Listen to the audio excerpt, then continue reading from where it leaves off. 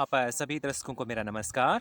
और इसमें आप देख रहे हैं आपका अपना यूट्यूब चैनल असबीर सिंह। मनुष्य शक्तियों का पुंज है। अज्ञान एवं माया के बंधनों ने उसकी महानता को छिपा कर रखा है।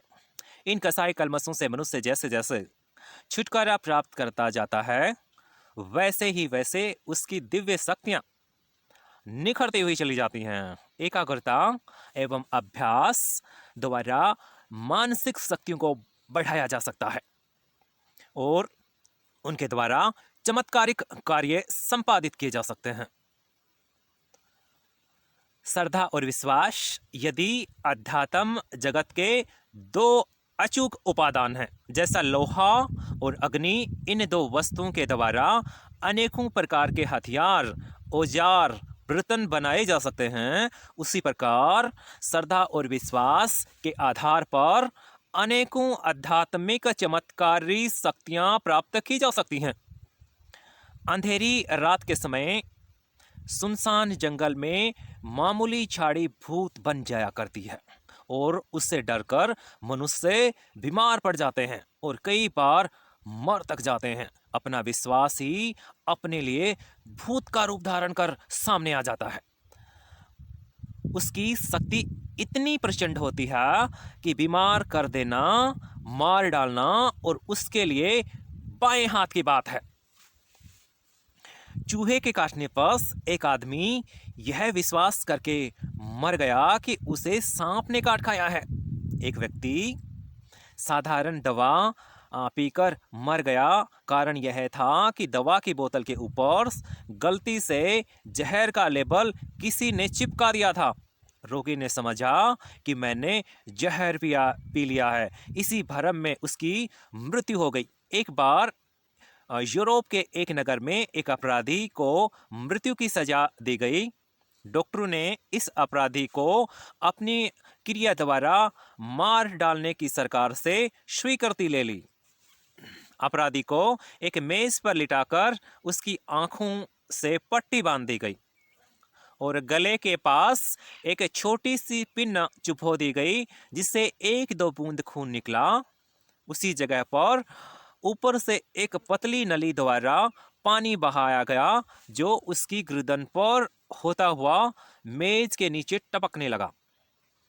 अपराधी को विश्वास कराया गया कि उसकी नस काट दी गई है, जिसमें होकर खून बह रहा है। उसने डॉक्टरों की बात पर विश्वास कर लिया और केवल 10-5 बूंद खून निकलने पर ही अपने विश्वास के कारण कुछ ही देर में मर गया। बहुत से रोगी साधारण रोग होने पर भी भय, घबराहट और आशंका से उद्विग्न होकर अपने रोग को बढ़ा लेते हैं और उसका दुष्परिणाम भोगते हैं। जहाँ विश्वास से अनिष्ट कर स्थिति आती है, वहाँ दुखों का नाश भी हो जाता है। लोकमान्य बाल गंगाधर तिलक के अंगूठे का एक बार गहरा ऑपरेशन होना था। डॉक्टरों ने कष्ट अधिक होने की संभावना के कारण क्लोरोफॉर्म सुखाने की व्यवस्था की। लोकमान्य तिलक ने डॉक्टर से कहा कि आप इतना झंझट न कीजिए, मैं अपनी रुचि की किसी पुस्तक को पढ़ने में व्यस्त हो जाऊंगा और आप ऑपरेशन कर लेना। तिलक पुस्तक पढ़ते रहे। डॉक्टर अंगूठा काटता रहा और उन्हें कष्ट का भान न हुआ। अविचल भाव से हाथ को ढीला छोड़े हुए वे अध्ययन में लगे रहे। मन शक्ति की महिमा अपरंपार है। उसके द्वारा बहुत सी अद्भुत बातें प्रत्यक्ष हो जाया करती हैं। मन शक्ति उत्पादक शक्ति है। कल्पना के आधार पर पहले योजनाएं बनाई जाती हैं, फिर वे प्रत्यक्ष रूप से सामने आ जाती हैं। कोई मकान या कारखाना पहले किसी के दिमाग में बनता है। उसका नक्शा, ढांचा, आकार, प्रकार जिस ढंग का मन में बनाया जाता है, हूबहू वैसा ही बनकर कुछ समय में आंखों के आगे खड़ा होता है। मनुष्य जिस प्रकार की बातों को सोचता है, वैसा ही परिस्थितियां उसके जीवन में सामने आती रहती हैं।